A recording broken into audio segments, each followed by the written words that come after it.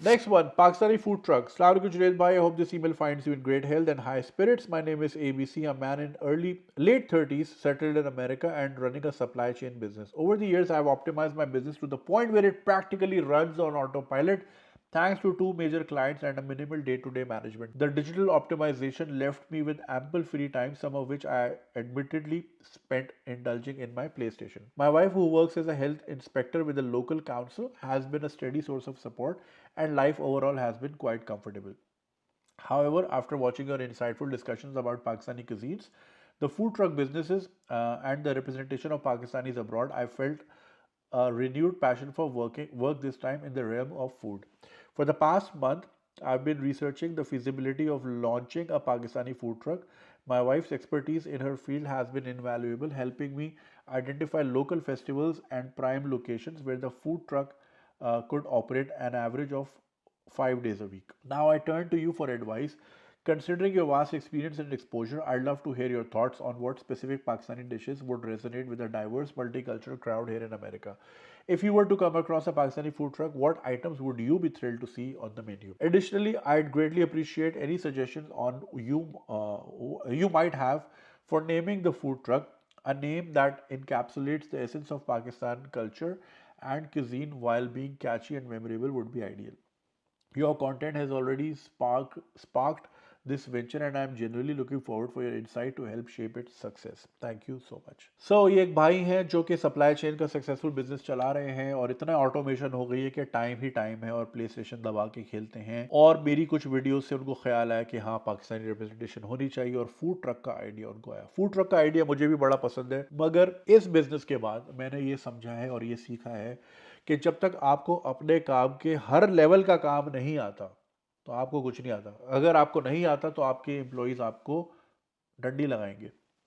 आप अब जैसे मेरे काम में मुझे भले एडिटिंग ना आती हो लेकिन एबीसी आनी चाहिए होती, ताकि अगर कल को कोई डंडी मारे तो मैं उसको पकड़ सकूं, तुमने यहाँ पे ये फिल्टर क्यों लगाया जब ये लग सकता था, या ये ट्रांजिशन क्यों लगाई, राइट। या मुझे थोड़ा बहुत ग्राफिक डिजाइनिंग आनी चाहिए थी ताकि मैं ग्राफिक डिजाइनर का गला पकड़ सकता था कि भाई तूने यहाँ पे इतना ढीला काम क्यों किया, मुझे पता है तेरी स्किल ये है तो तूने ऐसे क्यों नहीं किया। तो आपको अपने हर डोमेन का काम आना चाहिए, भले 15% ही आता हो, 20% ही आता हो, मगर इतना हो कि अगले को ना लगे भाई इसको तो कुछ पता नहीं, मैं कुछ भी करूंगा ये मानेगा। ठीक है, इसमें मैंने बड़ा सफर किया है। सो कोशिश करें कि पहले तो आपको कोई भी काम शुरू करें, आपको उसकी ए टू जी ऊपर से नीचे सब पता हो और आपको इन्स एंड आउट्स पूरे पता हो। दूसरी बात, food truck it's successful model खास तौर पे उन जगहों पे जहाँ पे स्पोर्टिंग एक्टिविटीज ज़्यादा होती हैं या जो है फार्मर्स मार्केट्स या फिर इस तरह के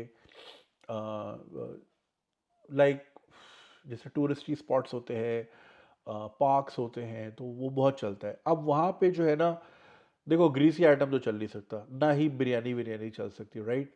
चलता है तो बारबेक्यू बहुत चलता है। अब अगर आप टर्किश में देखें तो वो टर्किश जो है वो उसमें अपना डिटेल्ड आइटम नहीं चला रहे होते, उसमें उसमें वो अपना डोनर कबाब ही चला रहे होते, राइट। फौरन निकाला लगा के दिया। लेबनीज जो है ना मेजे नहीं खिला रहा होता अपने फूड कार्ट में, वो आपको शवरमा ही दे रहा होता है। Same goes for Syrian, same goes for Palestinian, right. वो अपनी डीप उस पर नहीं जा रहे होते क्योंकि ज़ाहिर है आपके पास लिमिटेड स्पेस होती है और आपको ऐसा ऑप्शन देना होता है कि वो एक पेपर प्लेट में ही उसकी चीज़ें आ जाए या एक ही सैंडविच जो है ना वो एक ही पेपर में रैप होकर आराम से कंज्यूम हो जाए, ज़्यादा गंद भी ना हो, एनवायरनमेंट फ्रेंडली भी हो और ज़्यादा हाथ वाथ गंदे भी ना हो, वरना हर चीज़ की कॉस्ट बढ़ती रहेगी, राइट। फिर आपको हाथ धोने का सोल्यूशन भी देना पड़ेगा 10,000 चीज़ें। So go for dry items. I would be thrilled to find a kebab roll जो कि मैं पाकिस्तान में खाता हूँ, बहुत शौक से खाता हूँ। अगर मुझे अमेरिका में उसके फ्लेवर की एक चीज़ अगर मिल जाए, आई would be thrilled.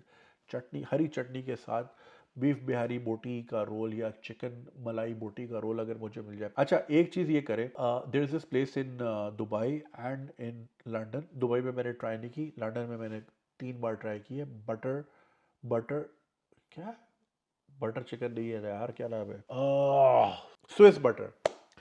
So Swiss butter क्या करता है, स्विस बटर के मेन्यू में सिर्फ 4 चीज़ें हैं, सिर्फ 4, और उसमें से 3 स्टेक्स हैं, एक फिश है, ठीक है। 2 बीफ के ऑप्शन है, एक चिकन का ऑप्शन है, एक फिश का ऑप्शन है, एंड दैट्स इट। तो आप वहाँ जाते हो, इतनी लंबी क्यू होती है बाहर, ठीक है। आप वहाँ जाते हो, उनको ये टेंशन ही नहीं होती कि वो अब इन्होंने कोई 37th नंबर का ऑर्डर दे दिया जो कि हमने 4 दिन से पकाया नहीं, अब शेफ लगा हुआ है पकाने। राउंड द क्लॉक चीज़ें बन रही होती हैं, 5 मिनट में ऑर्डर आता है। सोचो स्टेक 5 मिनट में आता है, क्योंकि वो राउंड द क्लॉक पीछे चल रहा होता है, क्योंकि पता है ही 4 आइटम, इन्हीं में से आएगा जो आएगा, राइट। उसमें होता ही है कि आपके पास जब लिमिटेड ऑप्शन होते हैं तो आपकी एक्सेलेंस एट पार होती है, क्योंकि आपको 4 चीज़ें ही बनानी है। 4 भी ना बना सके तो क्या ही करोगे। लिमिटेड, लेकिन ऐसे ही रखो कि लोग तरसें और रोज़ आए खाने को, राइट। जैसे जो न्यूयॉर्क का फेमस लाइक ये हलाल गाइस क्या है, 2 ही आइटम है ना, मतलब 2 ही किस्म के मीट है ना उसमें, हाँ चिकन और लैब है, राइट। राइस एक ही है, बस उस वही करो, मायो सॉस डाला, गार्लिक डाला, चल भाई खल्ली वल्ली निकल यहाँ से। वो कहाँ से कहाँ पहुँच गया। अब आदिल्स आ गया है, एडल्स एडल्स बोलते हैं उसको, आदिल है, तो वो भी बहुत चल रहा है, 1-2 आइटम। सो लिमिटेड लेकिन एक्सलेंट चीज़ रखें। सो ड्राई आइटम, रोल कबाब। अब रोल कबाब में इशू ये है कि फिर पराठे कौन तलेगा, कौन तला है पराठे में कौन तला, तो उसका फिर कोई ना कोई सोल्यूशन निकालें कि फ्रोज़न पराठे अगर आप यूज़ करें तो क्या फ्रोज़न पराठे आपको वो फील देंगे या नहीं देंगे जो कि तवे पे सेके जा सकते हैं, वगैरह वगैरह। पूरी paratha would require a deep fried solution which I think food cart में, वो एक तो पूरी पराठा धुआं बहुत करता है, तो आपको वैसे ही एनवायरनमेंट वाले आके सील कर देंगे, इतना धुआं क्यों मार रहा है भाई। तो पूरी पराठा तो मुश्किल है फूड ट्रक में। आई एम नॉट श्योर अगर सोल्यूशन मिलता है, और अगर कोई रेलिवेंट सोल्यूशन अमेरिका में ऑलरेडी मौजूद है जो कि आप विजिट करके देख सकते हैं कौन कौन से सक्सेसफुल मॉडल्स हैं, आप वो भी जाके देख सकते हैं। रही बात नाम की, तो टॉप ऑफ द हेड तो जाहिर है नहीं आ रहा, वैसे ही कंजेशन इतनी हो रही है मेरे ईएनटी सिस्टम में, तो अभी तो दिमाग मेरा बिल्कुल नहीं चल रहा। चैट जीपीटी पे अगर हम लगाए तो चलो ये भी कर लेते हैं, suggest me a name for a food truck that offers Pakistani barbecue rolls. रोले खास, बाइटे biryani, BBQ roll express, tandoori trails, चस्का रोल्स, कबाबे कार्ट, स्पाइस एंड स्मोक, गली रोल्स, बारबेक्यू ई बाजार। अबे क्या बोल रहा है, पाक रोल कंपनी, नहीं नहीं बेकार नाम है सारे। सो यस, लोग कमेंट में बताएं भाई कौन से रोल अच्छे नाम हो सकते हैं। So yes, I would suggest you to go for that is something. और एक ऑप्शन ना ज़रा नॉन वेज, सॉरी एक वेजिटेरियन ऑप्शन भी रखें, ताकि आप फिर इनकैप्सुलेट करें वेगन मार्केट और वेजिटेरियन मार्केट को भी, जो कि वो लेफ्ट आउट ना फील करे कि भाई सिर्फ गोश्त की दुकान ही चल रही है, राइट। सो इससे आपकी मार्केट थोड़ी सी और बढ़ जाती है। जिस तरह बहुत सारे रेस्टोरेंट्स अब हलाल कर देते हैं, क्योंकि उससे फिर आपको एक मिडल ईस्टर्न और साउथ एशियन मार्केट भी, मुस्लिम मार्केट एसेंशियली आपको मिल जाती है, आपके नंबर्स अच्छे हो जाते हैं। बाकी ये कि भाई हॉस्पिटैलिटी बिजनेस बड़ा ब्रूटल है, you have to be right 100% of the times, you can't slack once. एक फकअप किया तो आपकी पूरी रेपुटेशन तबाह हो सकती है। सो ये बड़ा ही सेंसिटिव काम है, but again just because it's sensitive doesn't mean one shouldn't take it up as a challenge, you should hire good people. एक एटलांटा में एक मिसाल है, मैं उनका नाम भूल जाता हूँ, मेरे बहुत अच्छे दोस्त अफान ने मुझे बताया था उनके बारे में। Is a success story. 2014 में वो बंदा आया था, now he has a $multi-million setup in different restaurants and he hires mainly students, और वो स्टूडेंट्स के लिए खाना भी फ्री है मेरे ख्याल से, if I am not wrong. Atlanta में वो होते हैं भाई। Afan, if you are watching please type his name so people can look him up and maybe like seek his opinion and मशवरा ले सकते हैं उनसे भी, उनकी क्या अंडरस्टैंडिंग है, उन्होंने 10 साल में क्या सीखा।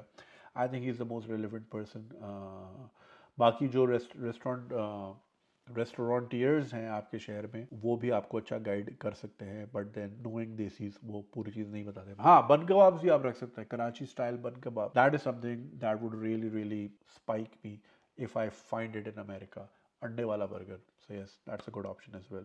सो good luck. I am glad कि मैंने मेरी रैंटिंग से आपके अंदर एक स्पार्क आया, और उस स्पार्क की वजह से एक इकोनॉमिक एक्टिविटी इंशाल्लाह जन्म लेने जाएगी, जिसमें बहुत सारे लोगों का रोज़गार लगेगा। ज़ाहिर है सिर्फ फूड कार्ट पे काम करने वाले नहीं होंगे, सप्लायर भी होगा, डिस्पोजल वाला भी होगा, इक्विपमेंट वाला भी होगा, ट्रक वाला भी होगा, ग्रोसरी वाला भी होगा, बहुत सारे लोग इसमें इन्वॉल्व होंगे। So I will be glad if it's a success, and please whenever you start this let me know, I will fly all the way just to eat there, ताकि ये कि फिर अगली उस वक्त जो आसगंज स्वैग होगी तो उसमें हम वीडियो वहीं से बनाएंगे कि भाई ये रही वो फूड कार्ट।